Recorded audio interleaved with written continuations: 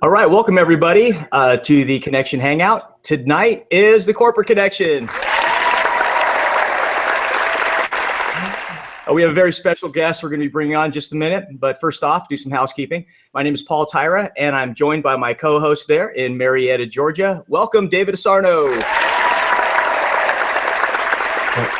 Thank you, Paul. Looks like you're getting some bright, shiny weather over there still, just like we are over here in Vegas there, David. Well, since we're at like 9 o'clock at night now, I must be up in Iceland because I've got 24 hours of sunlight.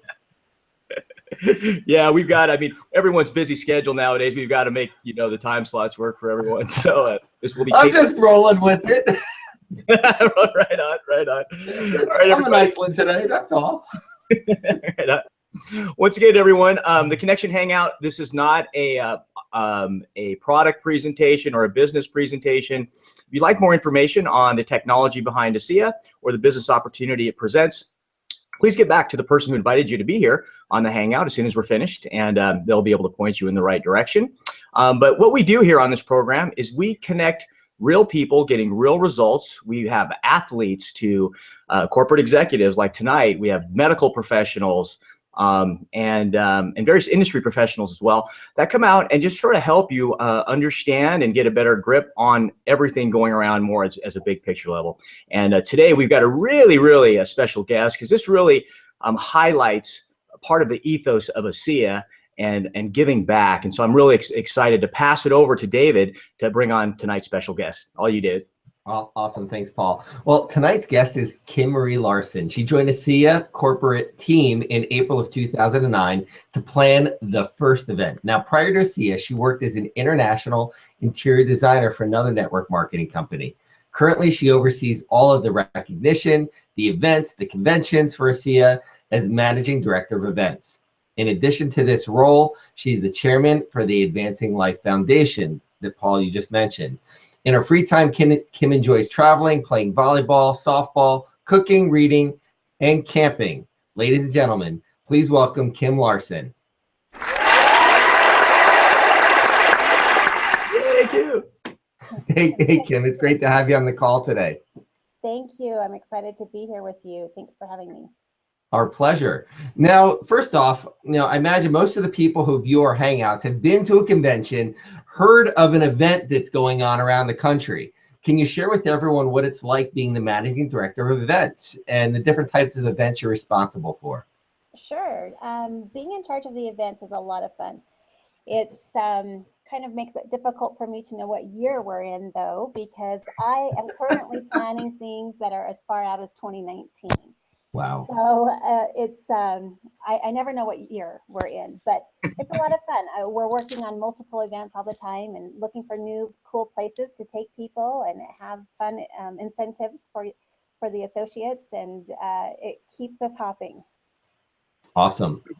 Real quick, Kim, can you describe what the first event was, just briefly, at you planned for ASEA, and then what like a recent event would be and what the differences are, let's say from our last recent convention? Sure. So the very first event that I planned was the soft launch for ASEA up in Layton, Utah. And that event was a 2-day event, and we had about 200 people there, and I think we had like 3 employees working the event. So now, if you compare that to a convention, let's go back. And on that event, I think I planned it in 2 months, so less than 2 months. And the conventions, we're now booking the locations for conventions 2 years, 3 years out, and we have thousands of people coming to the event. It's not just a 2-day event where we're all together. We've got breakouts, we've got activities and parties, and all the recognition components. We've got probably about 25 corporate staff that are coming and working the event, plus temporary staff that we hire. And the energy level is so different. And the things that we're rolling out because of the corporate staff who we have on hand, we just can announce a lot more things. And it's completely different than when we first started. Wow, that's awesome. So let's shift gears now and kind of dive in to what the focus of this Hangout is going to be is on the ASEA Advancing Life Foundation. What a great thing you're doing over there. And I know everyone really appreciates all your efforts. And as the chairperson for the foundation, can you share a little bit about why and how it became founded and what the goal of it is? Sure. Back in 2015, so when we were having our convention here in Salt Lake City, that's when we announced the Advancing Life Foundation. Prior to that, we had done some humanitarian things in conjunction with events, and they had been very well received and very impactful. And in 2015, we decided that we really needed to put the foundation together and make it official. So we announced that at convention. And with that announcement, the earthquake had just recently happened a few weeks prior to that in Nepal. And we decided that we were going to do a fundraiser to raise money to send over there to help with the relief, and announce that we were going to go to Mexico and do an expedition. So that was kind of the first launch of the foundation. And since then, we've put together other things that we do with the foundation. So we have not only these expeditions that we are taking people and giving the opportunity to go and go to these third world countries and really make a difference and immerse ourselves in their culture and helping them that way. But we also, with the Envision conferences this year, incorporated the Have an Impact, Make a Difference Day. And I think that right there is something that we all can participate in and make a difference. And we don't have to go on an expedition. We don't have to go to a third world country. And as we talked as a board, what is it that we can do with the foundation to make everybody feel involved and feel like they can do something? This is the thing that really stood out to us, is that we don't need to leave our hometown to make a difference. And we don't need to be a millionaire. We don't need to be a presidential diamond. Whatever state you are right now, you can make a difference for someone in your local community. Just go out and find a nonprofit there and partner with them. Awesome. Thank you so much. And it's interesting. You can make a difference, and so many people realize that all it takes is one person and one connection to someone, and you hear years down the road how one conversation, one small act changed someone's life. And so many times we don't realize the impact that we have on the words we say, the acts that we take on a daily basis, frankly, how we show up as human beings. And I got to see the video of that first expedition, the first humanitarian expedition at convention. And it was so awesome. That was down in Mexico. And now you're preparing for next year's Ecuador expedition. Can you share a little bit about what that may be like, a little bit more detail based upon what you experienced with Mexico? Absolutely.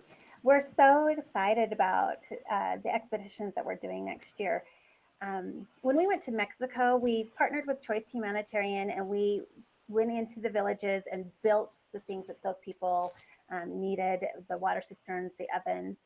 But what makes me so excited about going to Ecuador is we are truly impacting this community for generations. With the funds that we raise, that those of you who have donated or are planning to donate, those funds are going to build a vocational school that will be in Ecuador and serve this area for years to come. And I'm really excited that we're able to provide this vocational school. I was speaking with Choice Humanitarian, and they built a school similar to this in Guatemala. And I was asking them if they could share with me some of the impact that they've had there in Guatemala, which would be similar in Ecuador. And they said that the people who go through this vocational school and graduate, they're able to become these entrepreneurs and start their own little business, which results in the people doubling, if not tripling, their income, which is huge. I mean, these people are living, a lot of them are living on just, $20 a week to support their families, and for them to then be able to be entrepreneurs and start a business and teach their children how to do this and to change their lives. Education is one of those things that I think makes a huge impact on breaking those cycles of poverty and empowering the people to be able to rise above. And so not only are we going in there and changing their lives, but we're changing the lives for generations. And this will be a huge turning point for these people in Ecuador. It's really cool that ASEA is able to do that for these people. It is. It's awesome. So, Now, Kim, to go there's back to another- your, I'm sorry, to go back to your question on what we'll be doing when we're down there. So we will be digging at the first expedition. We'll probably be working on foundations, putting those in place, and depending on how far we get, but we might start the construction of the walls. But I mean, the labor that we'll be doing is actually building the school while we're down there this next year. Awesome. And you know, along the lines of the benefits for the community there as well, besides the skill training, there's actually another facet which we were educated on. If you could share with regard to some of these kids that are actually going away to cities and for school, which that's not really what the case is. Is that still what's going on? So in Ecuador, because there's not a lot of economy there, they do send their children into the cities to try to raise money to send home to the families, to help support the families. They are living in slum areas, and so they're really not able to break that cycle of poverty. They're leaving one extreme poverty situation at home to go into the cities and work really hard, but not really able to send enough money to change that. So with getting this education, it absolutely will give them the tools to change their life and their circumstances there at home. Gotcha. And if someone wants to participate in the Ecuador event, there's a rumor that it's already filled up. Is that true? And where are we at with regards to fundraising and the so-called team challenge? What is that all about? Okay, great. Yes, the Ecuador expedition that we announced for July 2017, we had 30 spots for associates to go on the expedition. Because they are small villages, we're not able to accommodate really large groups just because we go and live in the homes of these people. And so there's not the infrastructure for a large group to go down. So those 30 spots have been filled, but because there was so much interest, you guys are so amazing. I love the ASEA associates and your kind hearts and willingness to help out with these types of things. We've had so much interest that we've been able to add a second expedition. So not only will we go in July, but I'm super excited to announce that we're going the following month in August. And the dates in August are August 18th through the 25th.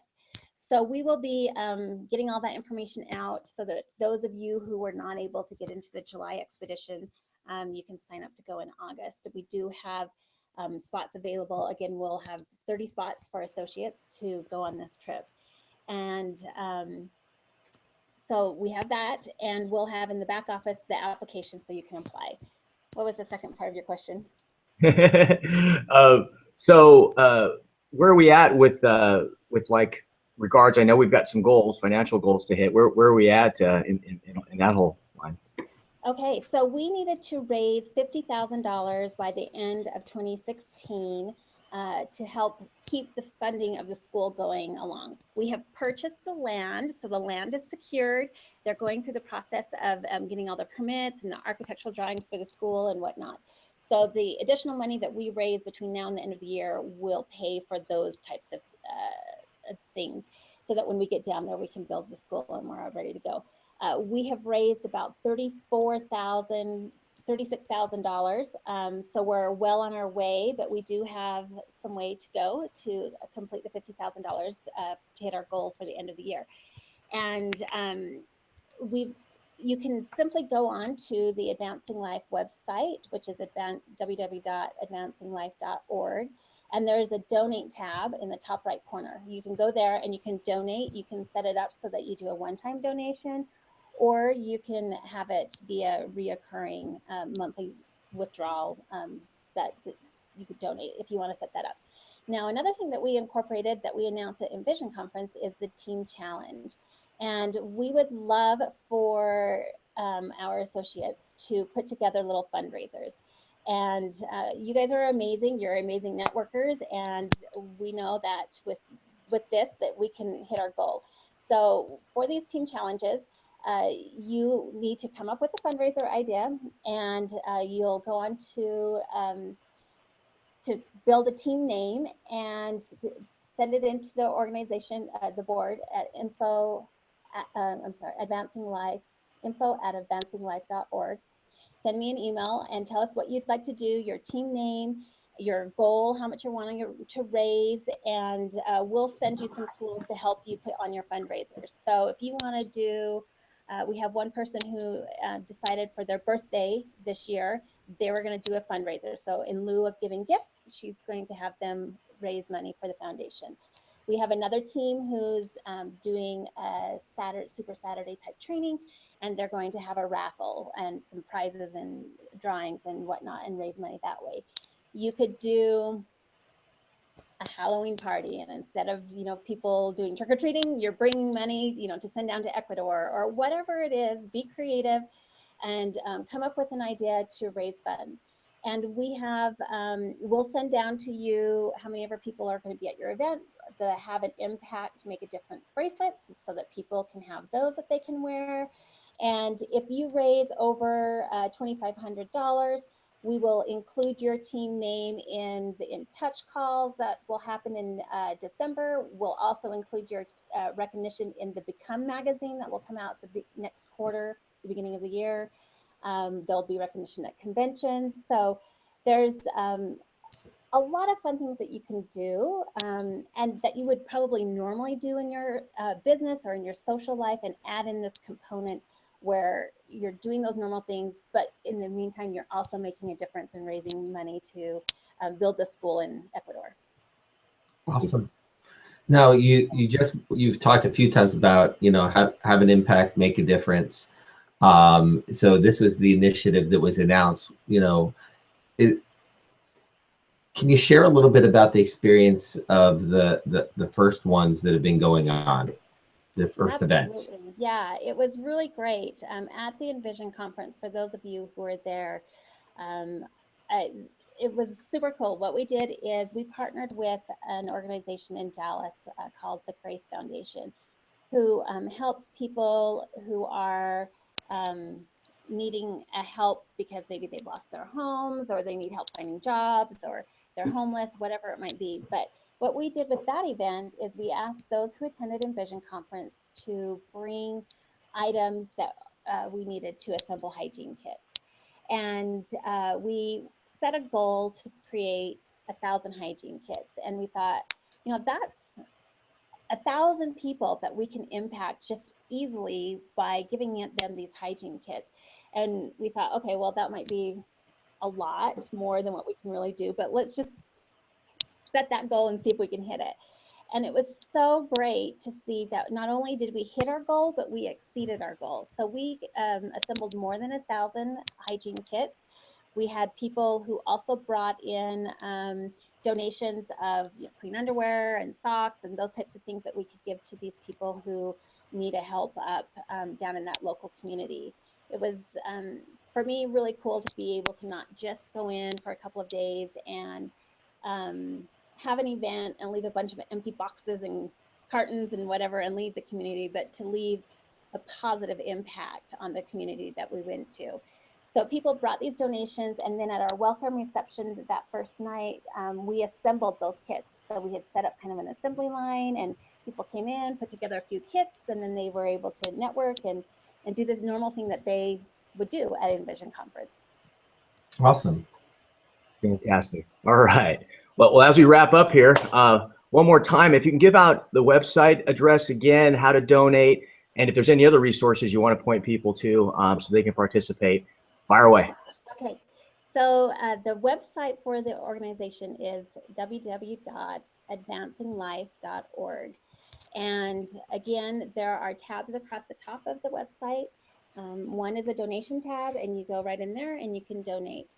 Another thing that's really cool on that website is if you go to the stories part of the website, you can read the stories of the people who have participated in these events. So we have stories from the people who went to Ecuador.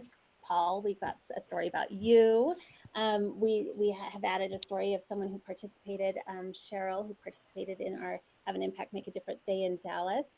And that page will always be changing. We'll always be adding stories there. We'll also be on that page adding updates as we get more information from Ecuador and feedback of how this is going to impact the community. We'll add that to our website. If you go to the events tab, you can see all of the events that are upcoming and that we're planning. And there's also on the very homepage, there's a little graphic that will show you where we are on our goal in raising funds. So we're going to try to keep that up to date and current so that you know what's going on. And we also have a Facebook page for the Advancing Life Foundation that you can go to, and we'll put updates there as well. So you can see photos from the expedition and the different things. So it's really exciting, and I have to thank each and every one of you for the part that you play. I know that sometimes we feel like, oh, you know, I didn't contribute too much, but every $5 makes a big difference because we're adding it together, and together we can do great things. And I'm just really, truly grateful for the generous hearts of each of our associates. And whether it's money or time that you donate, it makes a difference for these people that we have these initiatives to help. Fantastic, fantastic. Well, thank you so much, Kim Marie, for being our guest today. It was fantastic. But special thanks too to my partner out there, Marietta, Georgia. Thanks, David Sardo. And thanks, Paul, for your tireless efforts every week in putting this together. Absolutely. All right, everybody, go out, have a fantastic rest of your day, rest of the week, and I'll see you later. Till next time, bye-bye. Bye-bye, everyone.